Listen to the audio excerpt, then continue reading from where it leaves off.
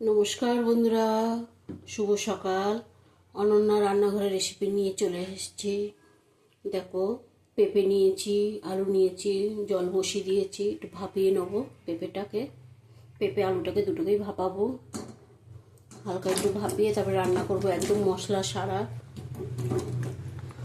কোনো মশলা দেবো না।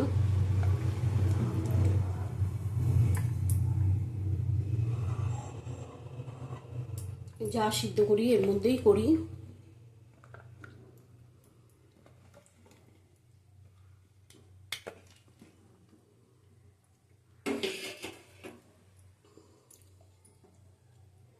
হালকা একটু সিদ্ধ করে নেব,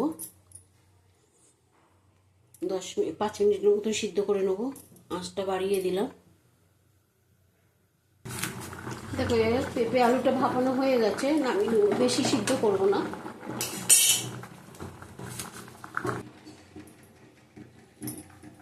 তেল দিয়ে দেবো।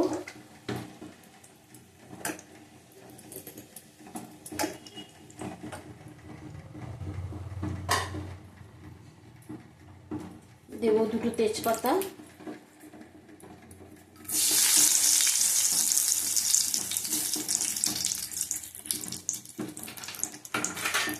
দেবো একটা শুকনো লঙ্কা,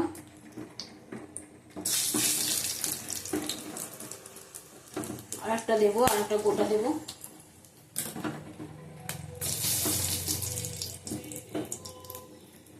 দেবো 5 ফোড়ন, 1 চামচ 5 ফোড়ন দিলে।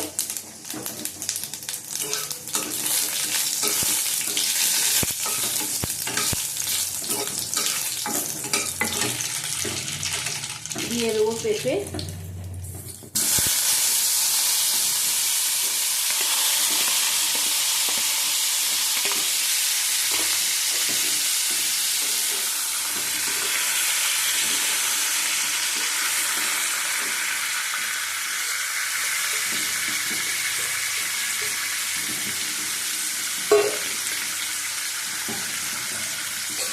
দিয়ে দেবো আলু আর পেঁপে একসাথে।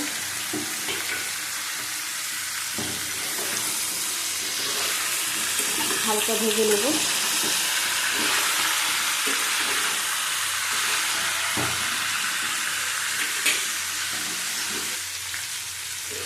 হালকা ভাজা হয়ে গেছে, বেশি ভাজবো না। হলুদ দেবো অল্প করে,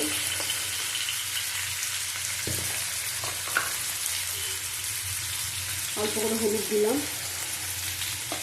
এই তরকারিটা হবে একটু সাদা সাদা।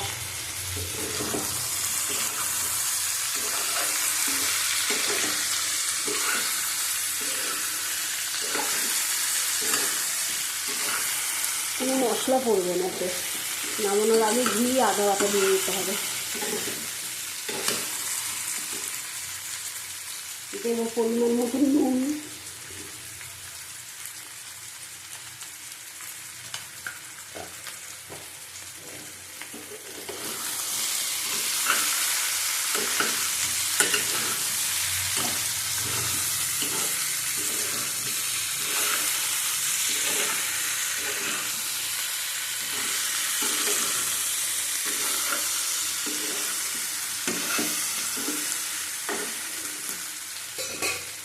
দিয়ে দেবো জল পরিমাণ মতো।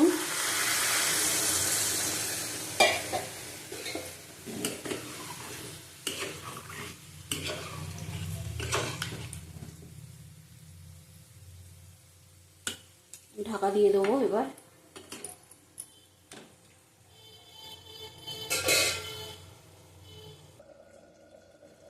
দেখো, তরকারিটা হয়ে গেছে। এর মধ্যে দেবো আদা কুড়ানো, আদা কুড়িয়ে রেখেছি। বাটা দিলে ভালো লাগবে না, কুড়িয়ে দিতে হবে। দেবো একটু পরিমাণ মতন চিনি। পেঁপে আলুর তরকারিতে চিনি না দিলে ভালো লাগবে না, চিনিও দিতে হবে। একটু ঘেটে ঘেটে দিতে হবে, তাহলে ভালো লাগবে খেতে।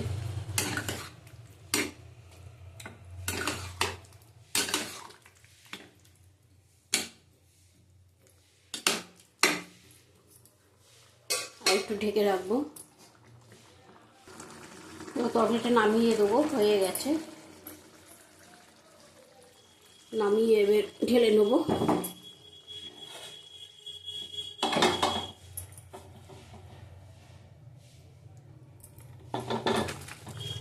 এই মাইক্রোওভেনের বাটিতে রাখলে কি হয়, গরম করতে পারবো পরে। আর একটু ঝোল ঝোল রেখেছি, গরম করলে ঝোলটা বসে যাবে। দিয়ে দেবো একটু ঘি।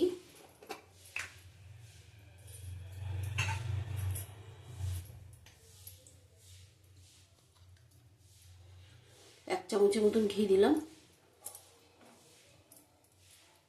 ঘিটা দিলে ভালো লাগবে খেতে।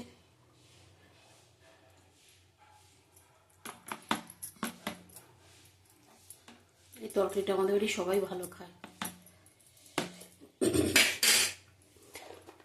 আবার অনন্যা রান্নাঘর রেসিপি নিয়ে কালকে আসবো। টাটা, তোমরা ভালো থাকো, সুস্থ থাকো।